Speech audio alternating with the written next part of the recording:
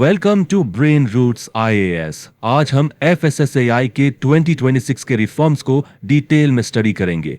ये एक ऐसा टॉपिक है जिसने इंडिया में फूड बिजनेस करने के पूरे तरीके को बदल दिया है। तो चलिए देखते हैं कि ये रिफॉर्म्स एक छोटे स्ट्रीट वेंडर से लेकर बड़े फूड मैन्युफैक्चरर तक सब पर क्या असर डालेंगे।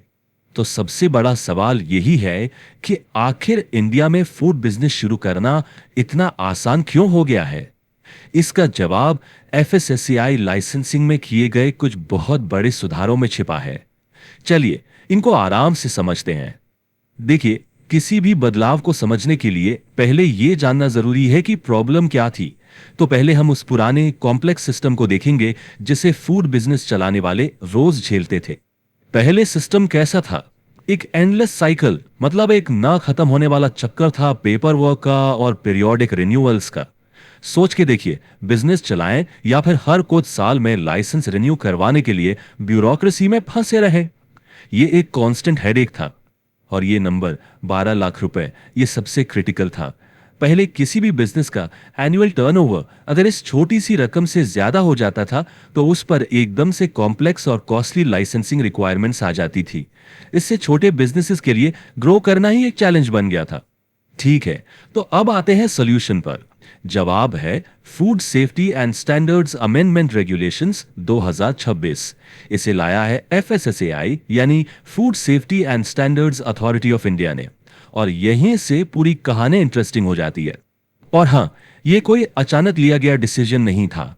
ये रिफॉर्म्स नीति आयोग की एक हाई लेवल कमिटी की रिकमेंडेशंस पर बेस्ड हैं, जिनका मेन मकसद ही था ईज ऑफ डूइंग बिजनेस को इंप्रूव करना, खास करके नॉन फाइनेंशियल रेगुलेटरी हर्डल्स को कम करके। तो आखिर इन नए नियमों में नया क्या है? What are the key ingredients of this reform? चलिए इनके सबसे इंपॉर्टेंट एस्पेक्ट्स को एक एक करके ब्रेक डाउन करते हैं।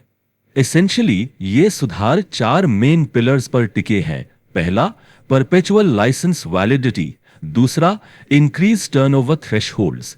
तीसरा, स्ट्रीमलाइंड लाइसेंसिंग टियर्स। और चौथा, automatic registration for street vendors. आइए इन सबको थोड़ा डिटेल में देखते हैं। यह इन माय ओपिनियन एक एब्सोल्यूट गेम चेंजर है। परपेचुअल वैलिडिटी मतलब क्या है इसका? इसका मतलब है कि अब लाइसेंस या रजिस्ट्रेशन के लिए बार बार रिन्यूअल की जरूरत नहीं होगी। ये एक वन टाइम प्रोसेस बन गया है। इससे बिजनेसेस का कितना ज्यादा टाइम और रिसोर्सेज बचेंगे, इसका अंदाजा लगाया जा सकता है। लेकिन शायद सबसे बड़ा और ड्रामेटिक बदलाव टर्नओवर थ्रेशहोल्ड्स में हुआ है। ये वो फाइनेंशियल लिमिट है जो डिसाइड करती है कि किसी बिजनेस को किस कैटेगरी का लाइसेंस चाहिए। तो देखते हैं कि ये गोल पोस्ट कितने शिफ्ट हुए हैं। अब इस टेबल पर ध्यान दीजिए, ये पूरी कहानी साफ कर देता है। बेसिक रजिस्ट्रेशन के लिए थ्रेशोल्ड देखिए, पहले सिर्फ 12 लाख तक और अब सीधा 1.5 करोड़ रुपए तक। और स्टेट लाइसेंस जो पहले 12 लाख से ऊपर शुरू हो जाता था, अब 50 करोड़ तक के टर्नओवर वाले बिजनेसेस भी स्टेट लाइसेंस के अंदर आएंगे। ये मैसिव चेंजेस हैं। ये चार्ट इस जंप को विजुअली दिखाता है। पहले 12 लाख और अब 1.5 करोड़। इस एक बदलाव ने लाखों छोटे बिजनेसेस के लिए आसानी से काम करने का रास्ता खोल दिया है, बिना ज्यादा कंप्लायंस के बोझ के। ये एक बहुत ही इंपॉर्टेंट प्रोविजन है, अ स्टेप टुवर्ड्स इंक्लूजन। जो भी स्ट्रीट वेंडर्स एक्ट 2014 के अंदर रजिस्टर्ड है, उन्हें अब एफएसएसआई के साथ ऑटोमेटिकली रजिस्टर्ड मान लिया जाएगा। इससे फूड सेक्टर का एक बहुत बड़ा इनफॉर्मल हिस्सा फॉर्मल फूड सेफ्टी फ्रेमवर्क में आ जाएगा। देखिए, ये रिफॉर्म्स अकेले नहीं है, इन्हें अकेले नहीं देखना चाहिए। ये इंडिया के एक बड़े और डेवलप हो रहे फूड सेफ्टी इकोसिस्टम का हिस्सा है।